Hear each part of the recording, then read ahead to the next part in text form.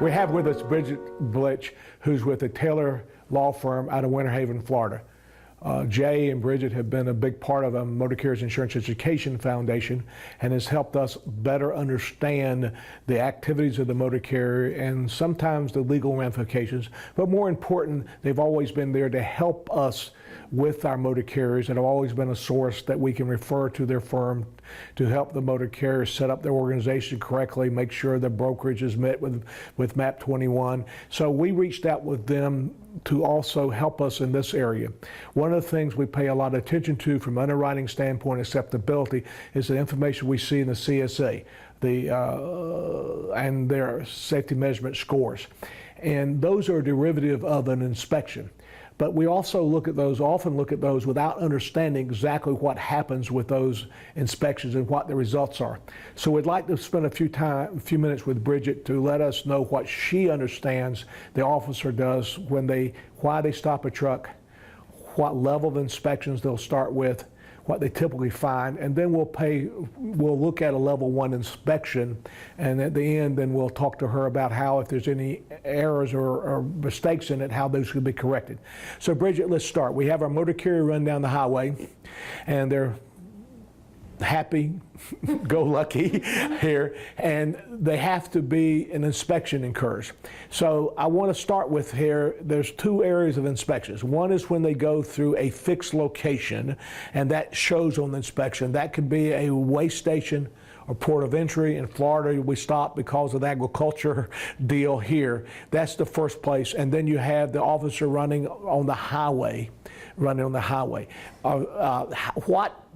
Do you have a feel for the differences, how they look at them, those different leads and those kind of things, and how the fixed location coordinates or works with the on-road activities? Yeah, and so this experience comes from the requests that I get from clients who get pulled over from just operating in different states, and then also from personal experience being in a ride-along with the Florida Highway Patrol.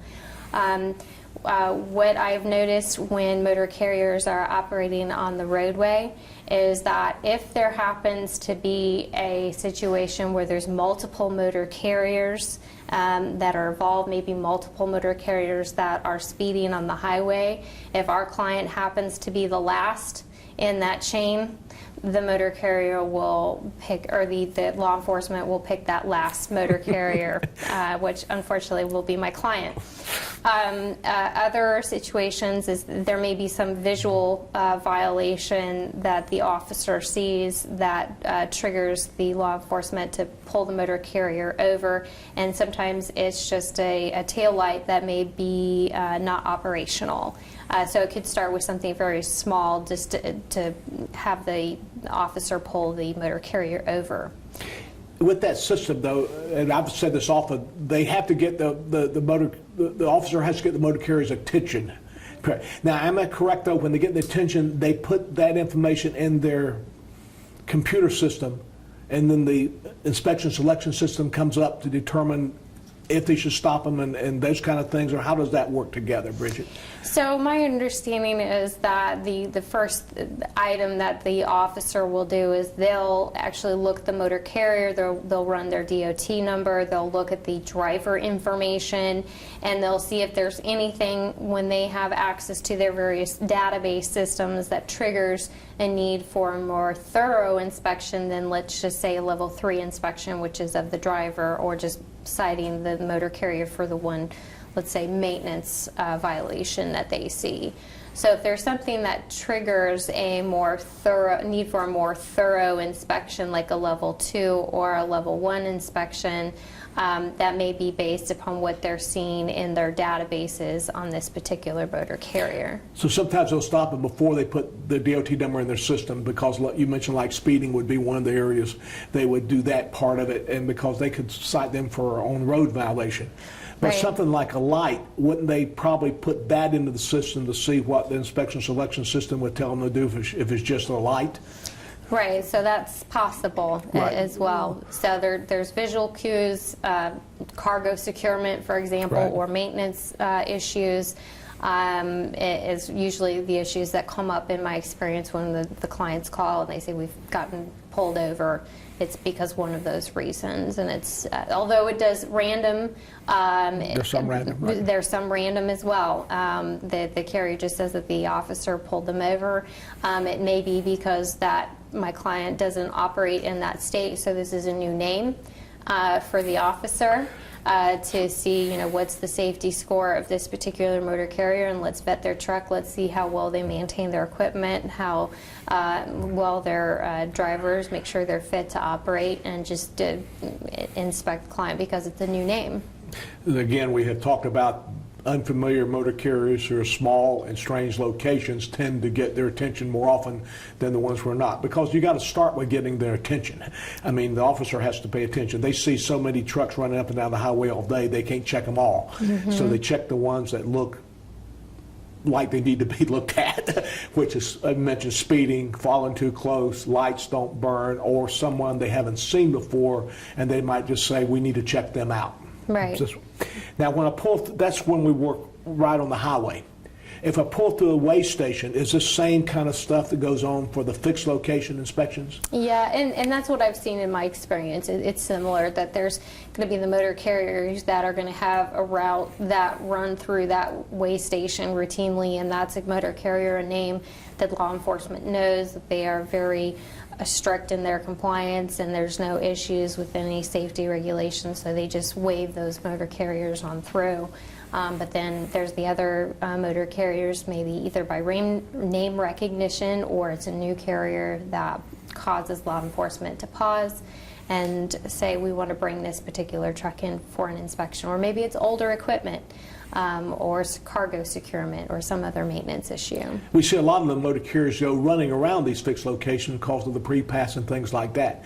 How does that work in this system? Do they pay attention to those that are running by at 65 miles an hour, hopefully no more than that, not versus going through the lane that they have to go to with the pre-pass kind of mechanisms? Right. So what I've seen in my experience is that the law enforcement will determine how many carriers they want to pull in through their weigh station and actually require them to go in, so they can visually watch them go through. So even with pre-pass, you get a red light or a green light so you don't automatically with a pre-pass get through them all. Right. They could ask you to come over. Okay. They can control that.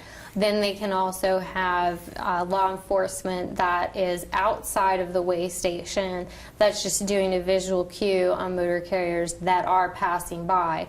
And that, of course, is in part done to make sure that those carriers that are supposed to go into the weigh station are obeying that signal and not passing by. Okay. We started with level 3, which is driver only. What do you have heard from the officers and experience you dealt with that then makes them go beyond a level 3 to the level 2, which is the walk around the top of the vehicle, or a level 1, which is the full inspections, which we're going to be seeing here in a few minutes?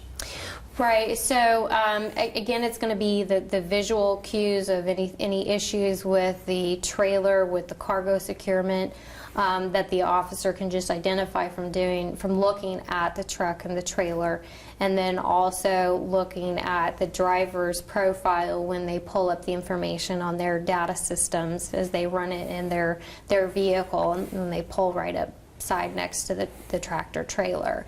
And then sometimes drivers will want to have a level 1 inspection, so they can, because they believe that their equipment is in order, and obviously the more good inspections they get is going to improve their scores.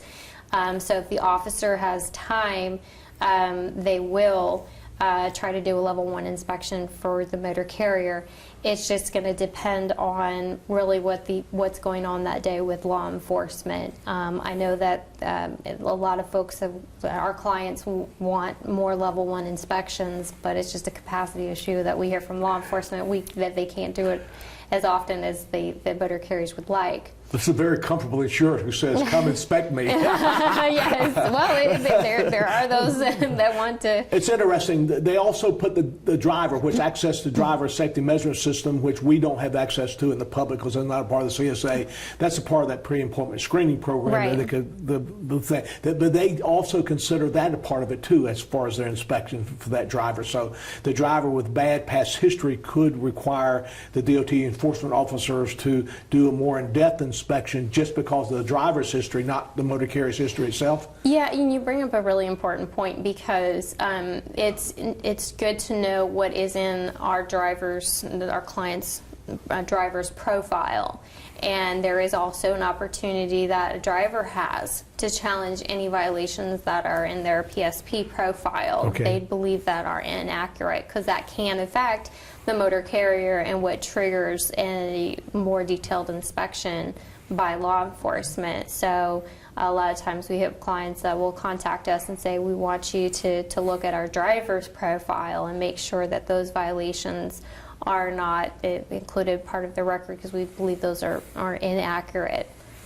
I've heard that from the officers we did before, that if the driver is prepared for the inspection, meaning that they're cooperative, all their paperwork's in order, they get all that stuff there, that it goes smoother, which I imply less invasive in that area. Do you find that the driver being trained to not necessarily maybe welcome the inspection, but not being irritated by it, to be cooperative, that things help during the process? Yes, certainly. In my experience, I found that drivers are respectful of law enforcement and certainly want to try to accommodate the officer with whatever the request is for the supporting documentation. And the more prepared the driver is, knowing in advance what the officer is going to be requesting, it certainly does help that process. So as a retail agent and as a motor carrier, if we train our drivers in this process, it'll help us in the long run to be more accurate inspections and to have less time spent with the officers. Right. So, and go ahead. For the motor carriers too, making sure that they're current and keeping the required papers in the cab. Right. Like if it's an independent contractor driver, making sure that they have the independent contractor agreement. The lease and the cab. Right, in the cab. So this also falls on the motor carrier too, to make sure that their drivers have everything they need.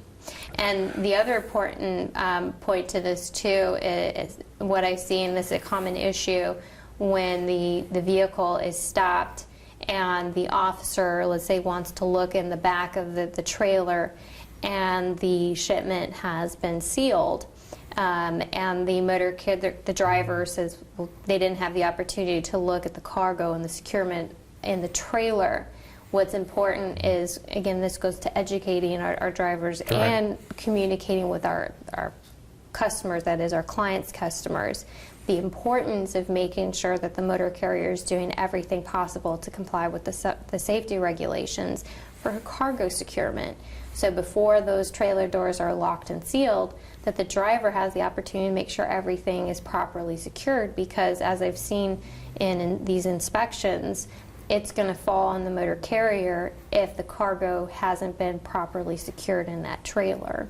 And so this is the problem where you have the shipper load and count, and where they receive the trailer already sealed. And a lot of times the driver doesn't have the opportunity to do that, so they can be careful about that, and the motor carrier needs to be there. Now, in that area, I find that, and I've dealt with a lot of motor carriers, enforcement officers, I find they all have the right attitude, but as one told me one time, is that we're serious about this. I've seen too much carnage on the highway caused by, they use the term bad actors, so their purpose here. So, and you're dealing with we hear our drivers, well, that officer picked on me, it's not my, things like that. We hear some of that often. I haven't found that. Have you found any adverse, other than being very serious about the safety? This is their job. And the enforcement's attitude is usually, I find, fair, but they're serious about it. Yes. They're not tolerant of any, if you're going to run an 18-wheeler on the highway, you got to run it within our regs and rules. Right. No, and that's right. And that brings up an important point, because a lot of times what I hear from drivers or from my clients are that they're intimidated by the law enforcement just because the officer is being very meticulous in reviewing the equipment.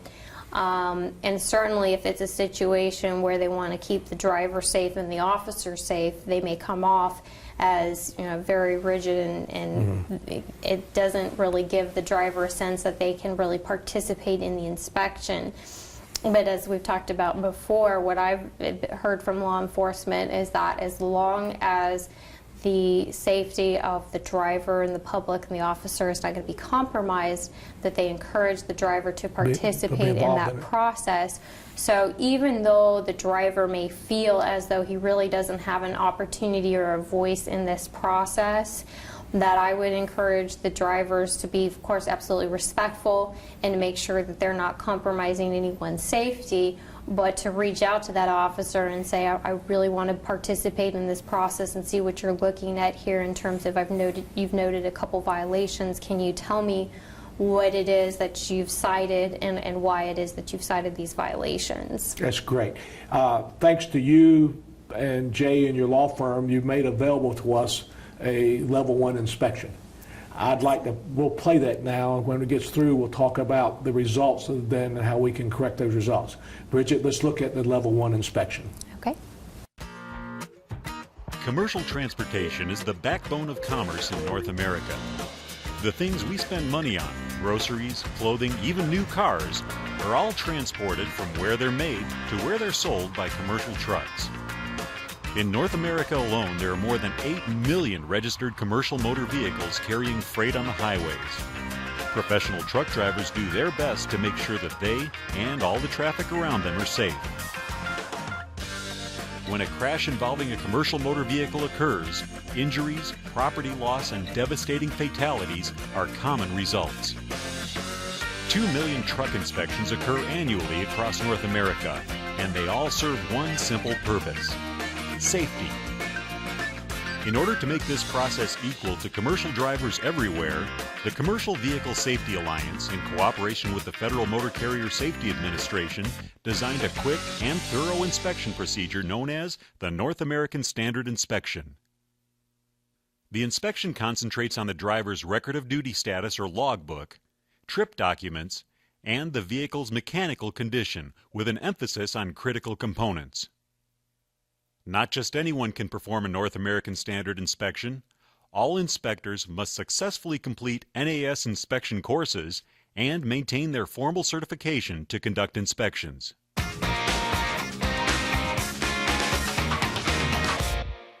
The process begins with a safe location. The best place to conduct the inspection is on a paved, level surface away from traffic. Sites such as scales, rest areas, or wide places off the road can be used as long as the site is adequate for the vehicle. Stopping a commercial motor vehicle roadside takes more planning than stopping a passenger car. Trucks are much larger, heavier, and wider than regular cars. Officers need to know their patrol area well enough to pre-select sites where commercial vehicles can safely be stopped without disrupting the flow of traffic. Sites must be wide enough for a truck to leave the road. The ground should be level and solid enough to support the weight of the vehicle. Sites should also allow room for the truck to return into the flow of traffic. Above all, the location must be visible to other vehicles. Knowing where safe locations exist gives the officer more control of the stop. Always approach the vehicle with caution. Whether or not placards are displayed, be aware that hazardous materials may be present. Be alert, especially for any leaking or unsecured cargo. Stay alert for occupants other than the driver. Sometimes a right-side approach is a safer option. As you greet the driver, ask if you may open the door. Continue holding the door as you observe the driver's compartment. What is the driver's demeanor? Is the driver wearing a seatbelt? Be alert to any clues that might indicate driver impairment. Ask the driver about his current trip. Where has he been and where is he going? Is he transporting hazardous materials? ask if there are any passengers, weapons, or alcohol inside the truck. Next, collect the driver's documents. These should include his driver's license or CDL, medical examiner's certificate and waiver if applicable, vehicle registrations, record of duty status, proof of periodic vehicle inspection, shipping papers or bills of lading, and any trip receipts. These documents should be carefully inspected. Confirm whether the cargo contains any hazardous materials. Is the cargo consistent with the shipping papers? The presence of placards and the shipping papers should alert you if the vehicle is transporting hazmat. Proper carrier identification is one of the most important steps in the inspection process. Accurate information is crucial to both regulatory agencies and the carriers. A thorough examination of the driver's paperwork is an essential element of the inspection process. Make sure the driver is qualified to transport the load and is conducting business according to all applicable regulations. After examining the paperwork, prepare the vehicle for inspection by chocking the wheels, having the driver place the transmission in neutral, ensuring the vehicle's air pressure is between 90 and 100 psi, that the engine is off, the brakes are released, and the ignition is in the on position. Begin the vehicle inspection at the front of the vehicle. Have the driver turn on all lights. Make sure each required light is present, securely mounted, operational, the proper color, and visible. 2 operational windshield wipers are required unless a single wiper can clean the driver's field of vision. Also ensure that the windshield washers are functional. Verify that the tractor is equipped with 2 rear vision mirrors, and check the vehicle's horn. Beginning at the left side of the vehicle, inspect the tires, rims, wheels, and visible suspension and frame components. Steering axle tires must have a minimum tread depth of 4/32 of an inch, twice the depth of other tires. If a tread looks questionable, check a major groove with a depth gauge. Most fuel tanks can carry 100 gallons or more of diesel fuel or gasoline. A fuel tank not sufficiently secured or leaking is a hazard to everyone. Check that the air lines between the tractor and trailer are protected from chafing against any part of the vehicle. Make sure the lines have sufficient slack to allow the vehicle to turn. Make sure the line connections are properly seated. Listen for any audible air leaks. Air or electrical lines resting on the tractor platform will become chafed and worn. These defects could lead to electrical or brake failure. At the drive axles, inspect the tires, rims, wheels, and visible suspension components. Look for broken or missing springs and hangers. Check for leaking airbags. Also, search for any loose or missing bolts on any mounting hardware. Some rims have a locking ring that secures the tire to the rim. Keep away from a locking ring that isn't properly seated to the rim of an inflated tire. A locking ring will disengage from the rim with tremendous force if it is bent or misaligned. On disc wheels, look for any improper welds or cracks. Cracks between hand holes may indicate overloading. Cracks between stud holes usually mean a loosely mounted wheel. With spoke wheels, pay particular attention to cracks across spokes and web areas. Look for scrubbed or polished areas on either side of a lug. This may indicate a slipped rim. Inspect each wheel on the vehicle for missing or loose lug nuts. Improperly inflated or overloaded tires are more easily damaged and susceptible to failure. Look for any areas where fabric or cord is exposed, either from wear or cuts. Check the sidewall for large bulges. Some small bulges are due to sectional repairs. Often, these spots are marked with a triangular label. Dual wheels are common on the drive and trailer axles. Look in between the tires for debris or contact with other components. Inside tires that are flat may not be obvious at first, but are generally not sealed at the rim and are easily shaken. The fifth wheel is in 2 parts. The lower half of the fifth wheel is part of the tractor. It connects to the upper half of the fifth wheel, which is part of the trailer. The kingpin on the upper half engages into the locking jaws of the lower half of the fifth wheel. On the fifth wheel unit, check for any signs of unsecured mounting to the frame and for any missing or damaged parts. Look for any visible space between the upper and lower fifth wheel plates. Verify that the release lever is seated properly and the safety latch is engaged. Verify that the locking jaws are around the shank and not the head of the kingpin.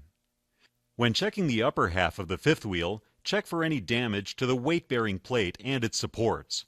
Look for cracks and loose or missing bolts on the trailer.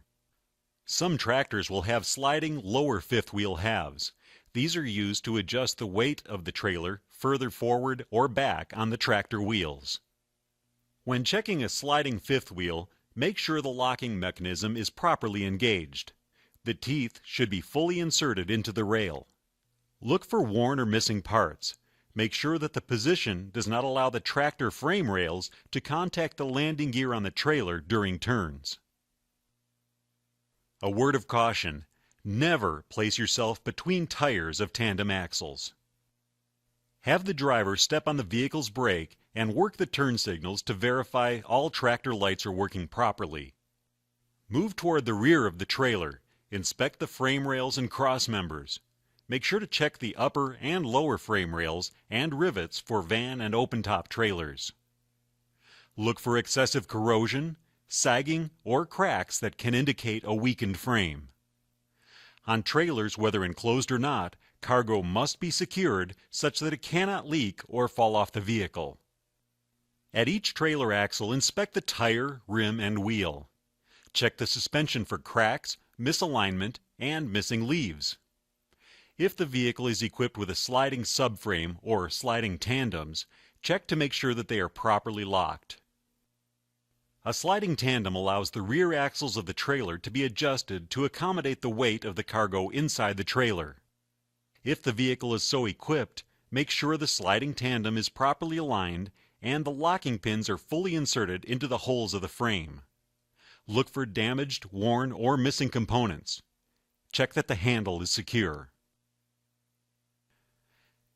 At the back of the trailer, check that all lights are present, operational, and obvious to other traffic. Be sure to check reflectors and all other visible components. Inspect the rear end protection device. Check for cracked welds, loose bolts, size, and configuration. Is it adequate for the vehicle? Be aware that certain vehicles are exempt of having rear end protection, such as wheelback vehicles. Continue around the rear of the trailer. Stop at each axle. Additional safety devices are required on double and triple trailer configurations. Make sure all the components are present, secure, and in good condition. As you move toward the front of the trailer, again, check the frame rails and cross members. Spare tires are commonly carried in a rack beneath the trailer. If present, make sure the spare tire is securely mounted. Wherever cargo is visible, check for proper blocking and bracing. Confirm that the securement is adequate for the load. Make sure tie-down anchor points are secure and in good condition. Following your agency's policies and guidelines, have the driver open the trailer to check that large objects are properly secured. Some vehicles have exhaust systems that run vertically behind the tractor cab. Others have systems that run below the vehicle. Both should be secure and free of leaks. Excessive carbon deposits, especially around seams and clamps, can indicate holes or leaks. Finish inspecting the tires, rims, and wheels.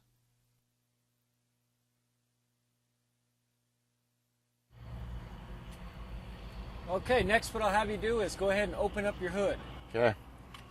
Ask the driver to open the hood of the tractor. This will allow you to see the steering components more easily.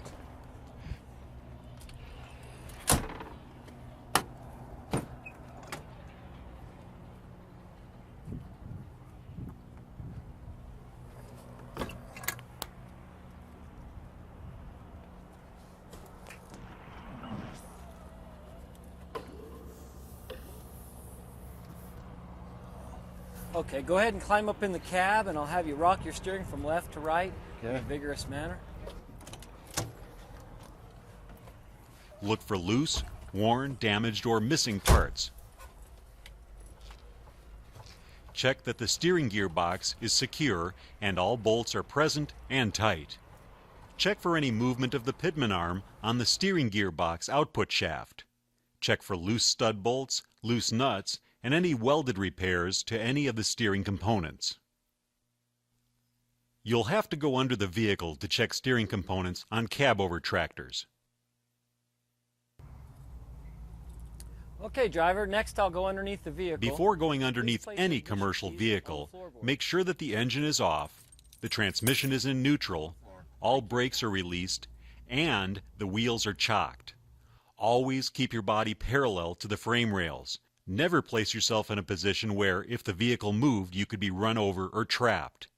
Seeing the underside of a vehicle will give you a very different perspective on the working components. If the steering axle components are not visible from the engine compartment, you'll need to go underneath the vehicle in full view of the driver. There are many types of suspension systems found on commercial motor vehicles today. The two most common are air suspension and leaf spring suspension. Leaf spring systems are common on the steering axles of the vehicle. Make sure that the leaves are not broken or missing and components are aligned and tight. Check that the U-bolts and spring hangers are secure and in good condition. Drive axles may have one of several types of suspension system, like H-beam, leaf spring, or air suspension. If the vehicle is supported by air suspension, make sure that there are no excessive air leaks and that the air suspension is not deflated. If you're inspecting a cab-over unit, this may be a good time to check steering components. Make sure there are no loose or missing parts. Unstable joints can separate and cause loss of steering control. Be sure to look for any defects that might not be visible from the outside of the vehicle, such as cracks in the frame or axles. After examining the suspension and frame components, inspect the brakes on both sides of the axle. Make sure that all of the components are secure and functioning properly. Check the brake drums, shoes, rotors, pads, linings, brake chamber, the chamber mounting, push rods, and slack adjusters. Look for parts contaminated with oil or grease. Check the air reservoirs for secure attachment and leaks. Check for S-cam flip-over. Be alert for audible air leaks around brake components and lines. Mark the brake chamber push rod at a point where the push rod exits the brake chamber. Service brake chambers and spring brake chambers on each end of the axle must be the same size. In addition, all slack adjusters must be of the same length. Measure from the center of the S-cam shaft to the center of the clevis pin. Watch for different sized brake chambers. If you cannot see the chamber size stamp, measure the chamber's diameter. Check to see if you have standard or long stroke clamp type brake chambers. A word of caution, do not place yourself directly behind a spring brake chamber. Older models may be corroded inside and the steel springs can possibly explode through the back of the chamber. Contamination on brake linings or drums will affect the vehicle's stopping ability. Again, look for loose, cracked, or missing parts on the brake components. As you move toward the rear of the trailer, inspect the frame rails and cross members. Finish marking all of the push rods and check the frame, axles, suspension, air reservoirs, and all other critical components. As you exit from under the carriage of the vehicle, be sure to do so in plain view of the driver. Checking the brake adjustment on each axle begins by talking to the driver. Next we'll have you do is start the vehicle. We'll build up the air pressure to between 90 and 100 pounds psi. It may be necessary to start and stop the engine to bring the system pressure to that level. With the engine off, instruct the driver to press and hold the brake pedal so that all the brakes are applied. After measuring the steering axle brakes, enter the undercarriage in full view of the driver. While the brakes are applied, move down the length of the vehicle, measuring and recording each pushrod travel. Remember to listen for air leaks in the system. As before, be sure to exit from under the carriage of the vehicle in plain view of the driver. Compare your measurements to the out-of-service criteria for the appropriate size and type of brake chamber. Proper brake adjustment ensures the greatest braking efficiency. Even under ideal conditions, commercial trucks require twice the braking distance of cars. The tractor protection valves are designed to seal off the tractor's air brake system in the event that the trailer becomes disconnected or develops a serious air leak. Have the driver verify the emergency brakes are released. After the driver disconnects the hose couplers or glad hands, have him lay them on the frame.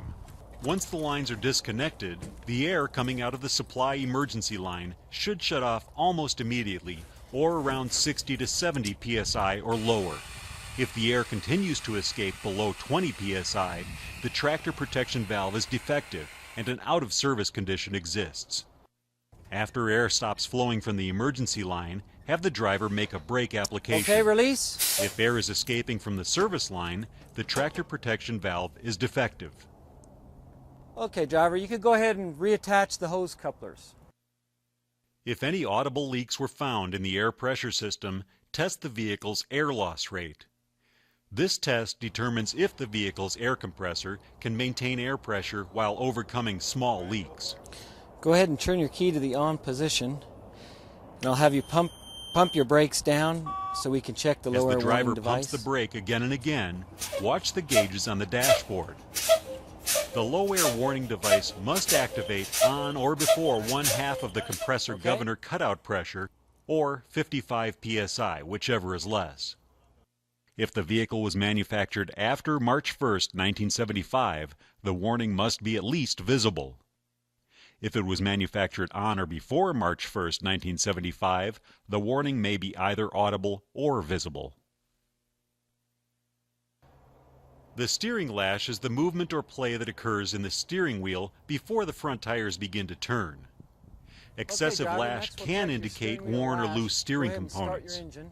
Vehicles equipped with power steering must be running to measure steering lash. Make sure that the wheels are straight. Turn the steering wheel one direction until the tires begin to turn. Place a mark at a fixed reference point, such as a turn signal lever. Now move the wheel in the opposite direction until the tires begin to turn. Place a second mark at the same fixed reference point. Now measure the difference between the two marks. The amount of allowable lash varies with the diameter of the steering wheel. Compare your measurements to the regulations and the out-of-service criteria. Before leaving the cab area, verify that the vehicle is in compliance with any anti-lock brake system requirements for the year of manufacture of both the power unit and trailer. Okay, next we're going to check for excessive fifth wheel movement. What I'll have you do is set the trailer brakes. The fifth wheel coupler should be checked to make sure that there is no excessive play between the upper and lower plates. Use extreme caution. If this check is conducted improperly, serious damage can occur to the vehicle. Okay, go ahead and start the engine. Rock your vehicle. Be aware of your own Back and personal forth, very safety as gently. you check the fifth wheel. Use caution and instruct the driver carefully.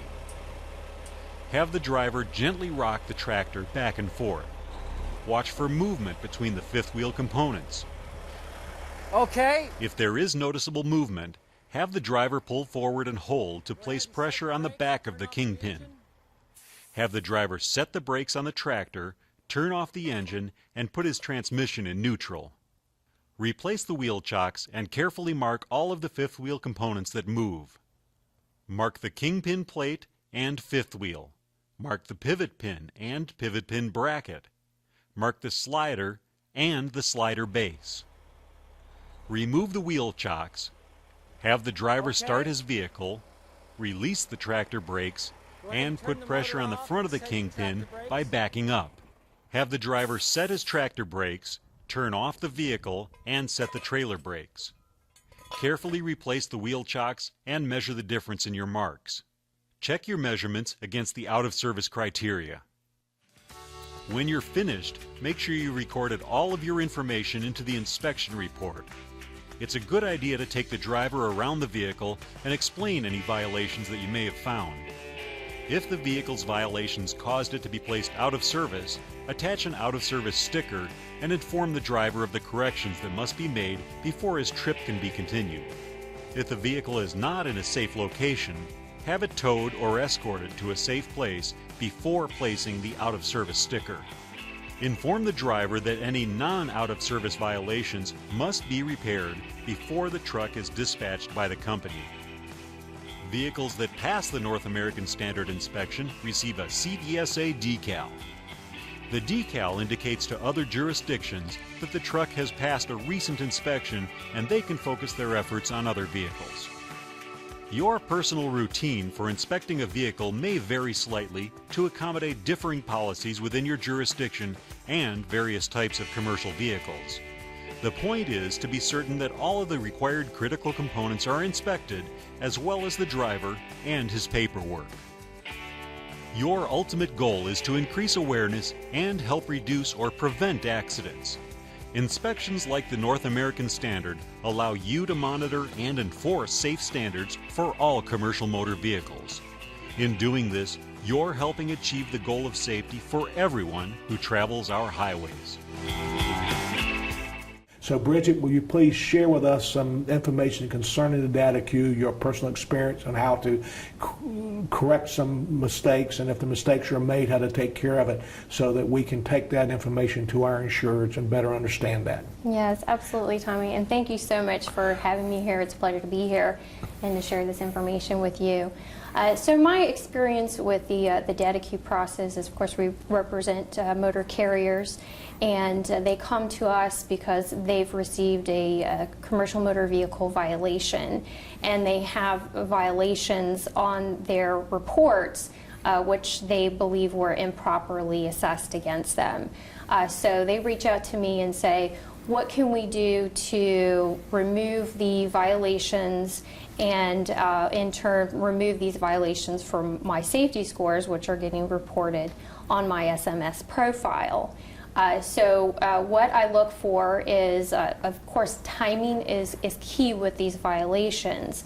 So if there is a monetary penalty that's associated with the violation, I look for that. I also look to see if there's any traffic infraction or summons that was issued with the citation. Because if there is either a civil penalty assessed or a traffic infraction that was associated with the violation, then I look to see what is my timing to respond to either the monetary penalty or the traffic infraction, and that's going to vary by state. Here in Florida, we have the benefit of the Motor Carrier Review Board when monetary penalties are involved. And the time frame to appeal for a hearing with the Motor Carrier Review Board is 60 days. You just mentioned two types of penalties and violations. I just want to make sure everybody understands that. When you talk about the violations and the monetary fines that are placed by the DOT officer, there you're talking about the FMCSA safety regs and rules violations that the DOT enforcement officer, when they stop someone, has the option to charge those things, and that's where you have the potential of a review board to get those discounted and argue those. You also talk about the civil violations. That's when the violations have to do with the on-road activities violating the state laws, like speeding, falling too close, not wearing the turn signal. Those are two different jurisdictions, correct, in this part of it here. So we talk about both of them. Your concern is when both of them happen, they need to address both of those areas, not just one. Now, often I say in classes and all that sometimes the DOT officer does not give a civil violation, just the violation for the FMCSA, even things like speeding here. And because some of them don't write that second ticket, or they want to, for some reason, their focus is just typically on the FMCSA regulations, not on the speeding of the highway part of it. I just want to make sure we clear it up, and you can speak a little more to both of those kind if you want to, but I want to make sure everybody understands the two types of violations. Yes, and that's correct.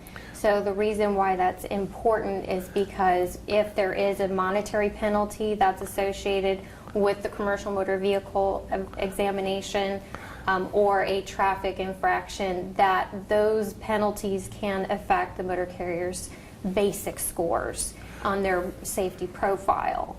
So in my experience, what I've done is, let's say, for example, there's a safety violation and it results in a $100 fine.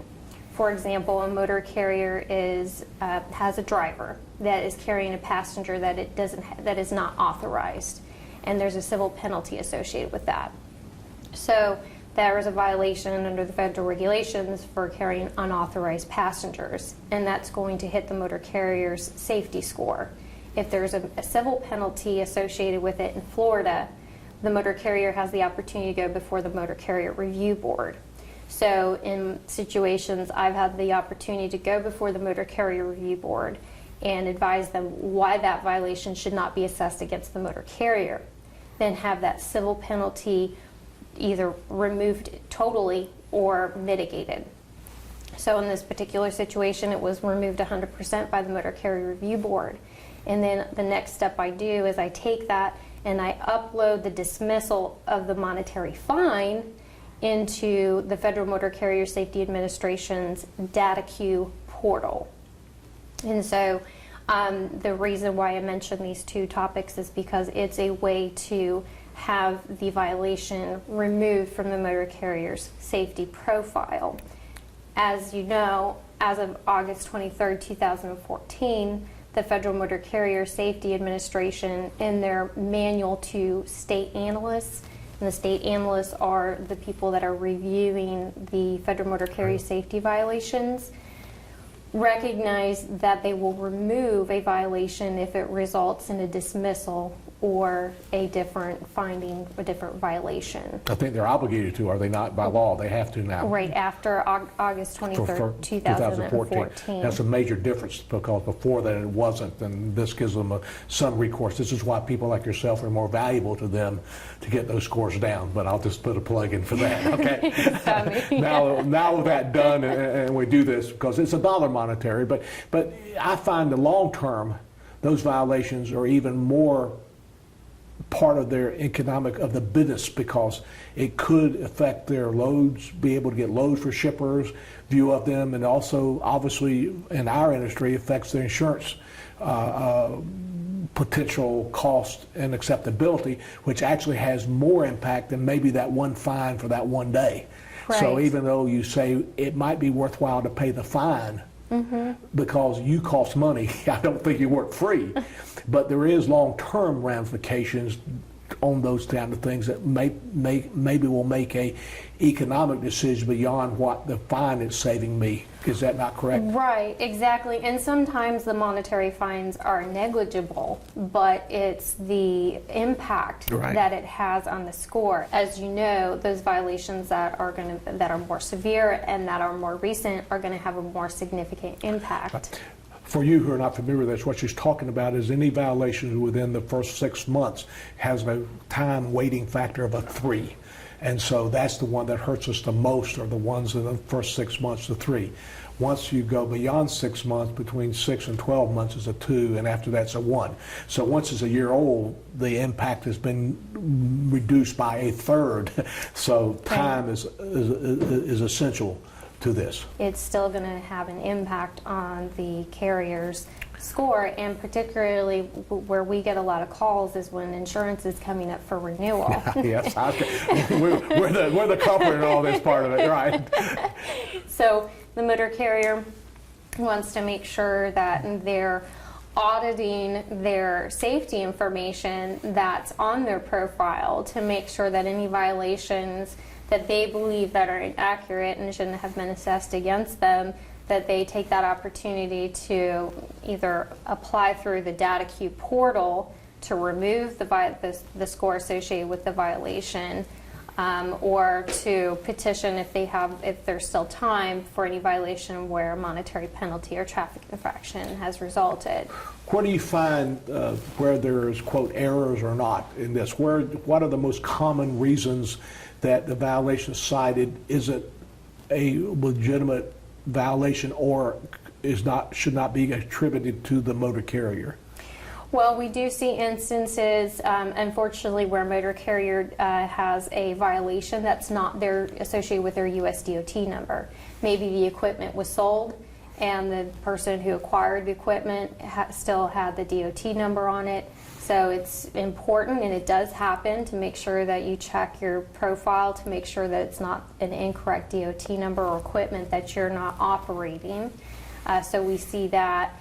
And then other instances, it's we see anything from hours of service violations to mechanical violations. And what's really important with the data queue process, Tommy, as you know, is that in this system, the burden falls on the motor carrier. Right. You're guilty and you have to prove yourself innocence, right? So the information that we collect from our clients is critical in being successful in a request for data review. That's what it's called in the online system. We have seen the level 1 inspection, we talk about that, but every time there's a level 1 inspection, am I correct that the driver gets a copy of that inspection? Yeah, they will get the copy of the inspection and what the violations are. With the violations on it. Through the motor carrier examination report. So it's very important for that driver to take that back to their motor carrier so the motor carrier can make sure of those accuracy. I know that sometimes the driver wants to hide those kind of things, particularly when there's no monetary effect on it. But again, it's important that they should have a system to come back to make sure it gets back to the motor carrier, and the motor carrier needs to take time to review it to make sure of the accuracy. Yes, that's exactly right, and that's what we advise our clients, to make sure that there's somebody that's responsible for making sure that they collect the commercial motor vehicle examination reports when they come in, and that they continually monitor their system. Now, sometimes it may take 30 days, as you know, to update the violations into the carrier's profile. So we want to make sure that there's somebody actively in the office that are taking in those reports. Oftentimes, the turnaround time just to acknowledge that a violation has been corrected would be 15 days. So there's time-sensitive issues there. But regardless of whether there's a monetary penalty involved or not, or traffic infraction that's involved or not, you want to make sure that your drivers are submitting those reports. And then the other piece to this is that, going back to when the inspection is occurring, is that the driver actively participates and observes what the officer is doing during the inspection. As I've shared with you, I've had the opportunity to join law enforcement and watch and observe during level 1 inspections. And in my experience, what the officers have told me is that as long as it's not a compromising to the safety of the officer, to the driver, or to the public, that they certainly encourage the drivers to participate with the officer in that process and look to see what the violations are that the officer is identifying. And then when the driver has the opportunity to see what that violation is, what I recommend is that the driver take photographs or video or the cell phones. Yes, with their cell phones, exactly. Which they can't use in the truck, but they can use it here. Right. We got to worry about that. Yeah, Okay. we get clarification. So that when it comes back to the violation for me, that I have something more than just a verbal, it's the driver's word versus the officer's word. So if there's a leak, an oil leak, for example, taking a picture of the oil leak is important. Or if there's a hole in the brake drum, whether that was caused is that part of the manufacturing process of the brake drum, or was that due to wear and tear of the brake drum. So you really can't identify those particular issues unless you're right there during the inspection and you're recording what the officer is seeing. So what I guess we're saying is the driver should not argue with the officer because the officer's going to do their job. Right. They should not be too questionary, but they need to document everything the driver cites them for and take pictures of it later to make sure it is a violation of the type they wrote down. I understand sometimes the officer writes down the wrong code on those violations. I know it's rare, and we love the officers, and they do a good job. Those are also something that you can challenge. Right.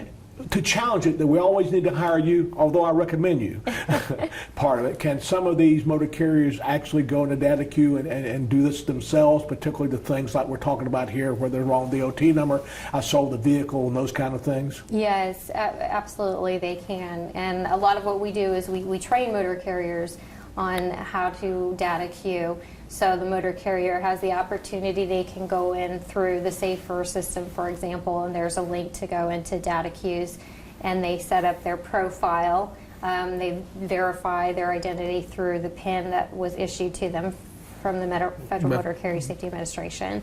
And then they can go in and they can prepare what's called a request for data review. And there's the most common category is where there's violations resulting from an inspection. And then depending on what the violation is, the request for data review will have the applicant enter in the report number for the examination, what the violation was, and what the basis is for removing the violation. You also have the opportunity to upload documents in support of why I believe the violation was improperly assessed. Those are those pictures we talked about. Yes, pictures. Or the bill of sale of the truck or things like that. Yes, any documents that support the basis for why the violation should be removed. And in other instances where we have video, we've reached out to law enforcement to advise that we want to transmit them a video, and we get instructions for sending that to the officer or the headquarters that's going to be reviewing the request for These data are the review. event recorders that we've talked about and that we encourage the insurers to have that document those kind of things that becomes important also, you're saying. Right. So if during an inspection an individual driver takes a video of what they believe, to be an oil leak that is standard. This is just the way that the engine is manufactured. This is not a oil leak that is a result of a federal regulation violation. So let's say they take that video and we want to upload that to show that this is not a violation. We have the opportunity to send that to law enforcement so they can see that actual video which occurred during the inspection. As you mentioned, the August 2014 date, that's an important date. If early on, we've all heard the story that the data queue system didn't work.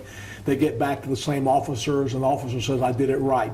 If what I'm not hearing from you and from other places, the data queue system has recognized that they need to be fair to the motor carrier, and they need to be more accuracy in the system to take these inaccuracies away. And so have you found that the data queue system is more responsive now than it used to be, and that it is the motor carrier's time worthwhile to try to correct these things? Oh, well, I will say that it is absolutely worthwhile to report the violation that you want to challenge, and not just to stop at the first denial. Some of the misconception that I hear among clients is, well, the case was closed, so I'm not going to pursue this any further. Now, different jurisdictions will receive different states. Different states, right? Will handle the data queue procedures and the requests for data review differently.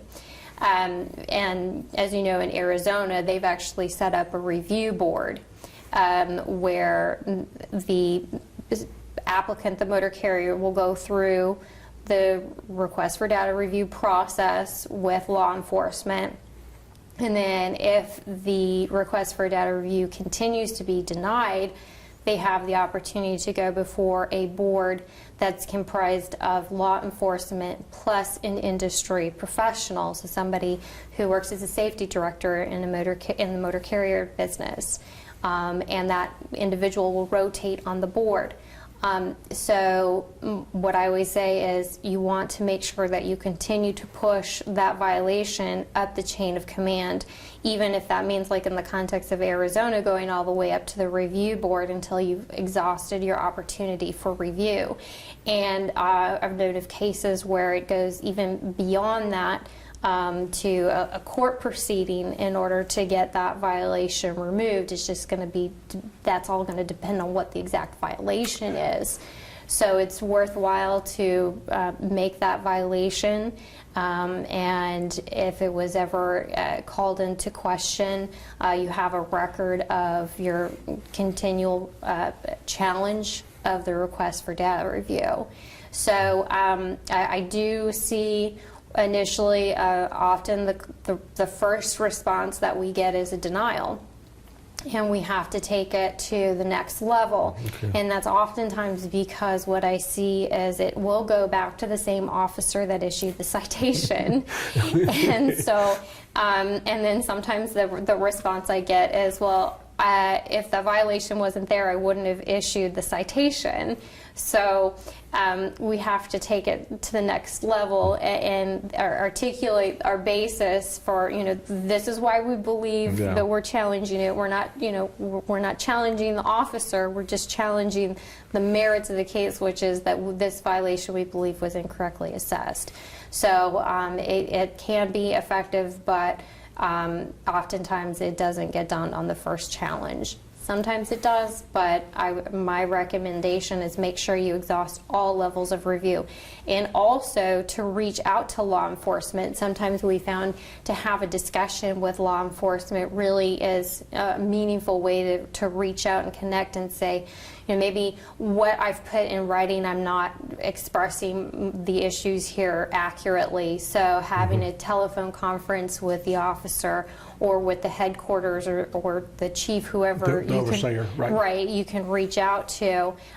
In Florida, my experience has been that the officers will be there. They'll take that call and they'll listen to your basis for why the violation should be removed. So summation is that the inspections, the officers are purpose is to make the road safer, but they're human. They look at things. Sometimes they make mistakes on these inspections. Sometimes they see it differently than what maybe the interpretation is. And if the motor carrier has that and they find there's some problems with that, it's beneficial to get those addressed as soon as possible and get them removed. There is a system called data queue to allow them to do that. Yes. But it requires timeliness, meaning we need to know about them as soon as possible. And it requires documentation, because they're not going to remove it just because I said please do it. They're going to have to be some documentation. Some of them will be involved in fines that could be reduced, and some of them could be significant. Some of them are going to be for smaller, but yet all that goes into the system, which affects their future potential inspections, because that becomes a part of the CSA system and puts them on the inspection selection system and how they rank in that, plus it affects their insurance. So it's very positive, that area. So you feel it's worthwhile, and in fact, even in this industry, almost required for the motor carriers to start being aggressively doing this. Absolutely. And let me build on a couple of things that you said here, is that the timing is critical. The sooner that you can get the violation challenged, the better it is, because it's going to be more recent with the officer that did cite you for the violation. Or her memory. Right, and also, again, if there's any other avenues to challenge that you want to take advantage of those. But I would also say that the state manual that the FMCSA puts out doesn't impose any, well, I'll call it a statute of limitations, but it doesn't cut off the time that a motor carrier has to apply for a request for data review. So even if, let's say, the violation occurred a year ago, if one of those violations or a number of those violations resulted in the motor carrier having, let's say, a basic score over threshold, that it's still worthwhile to conduct a request for data review and see if that violation, we can get that violation removed. So yes, more recent, the better, but don't disregard the other violations that may have resulted in a warning or over threshold on the carrier's profile. Okay, and again, we talked about having the motor carrier trained to have the drivers report it. We also have a lot of people who are going to see this as the retail agents, and we encourage the retail agents to try to stay abreast of this too. And they have a system to be alerted when their insureds are getting these violations, and if they have that information and able to take that to the insured to help them do this quickly and to help them do that. That would also be beneficial, would it not, to help the time frame. Some of these smaller motor carriers don't have time, quote unquote, to do it. Right. So the retail agent may see that the motor carrier is trending safer and they're not getting as many violations. And so as they get inspections that are free of violations, that's going to start to improve their scores. But the other violations that occurred, let's say a year ago, are still bringing the motor carrier down. So it's important to say, okay, well, let's look at what those violations were that caused the motor carrier to go over the threshold, and educate the motor carrier on making sure they watch their profile and look at, okay, was this a violation that was properly assessed? And this goes back to, too, when we talked about the drivers coming in with the commercial motor vehicle examination reports. It's important for the motor carrier to have a discussion with the driver and say, okay, it looks like you've got, cited for an inoperable headlamp. So was that headlamp operational at the time of the inspection? I know maybe it's trivial, but a lot of these violations will add up and will cause the carrier to go over threshold. So getting the driver's feedback too is important, and making sure we keep that information. So if we want to challenge that, we have, okay, well, we spoke to our driver, and our driver made a statement, and this is why we believe the violation's inaccurate. So I guess what we're saying, the bottom line is that the motor carriers need to be educated. They do have a recourse system. They need to be a system so that they get as much information as possible and have their retail agent help as possible. Yes. And document everything possible here, so there's a regular routine to document these things. Don't be afraid of these inspections, just be able to document them, and then with the retail agent's help, because it hurts them if they don't. And then the last recourse is use somebody like you that will come and help them work it out if they have a system. But I thought it was very interesting that you spent a part of your time educating the motor carrier how to do this on their own. Yes. So you're not trying to just run the hourly bill up to take care of yourself. I thought that's a very positive thing. And of course, your law firm with Jay and everybody, and you and the law firm has helped the Motor Carriers Insurance Education Foundation to be a part of this often, and we appreciate all your help in that area. And we appreciate your time with us today to explain this to it, so maybe our retail agents, our underwriters, and our insurers can better understand the system. Thank you very much, Bridgette. And we are very appreciative of your time of being with us today. Thank you, Tommy. It's my pleasure.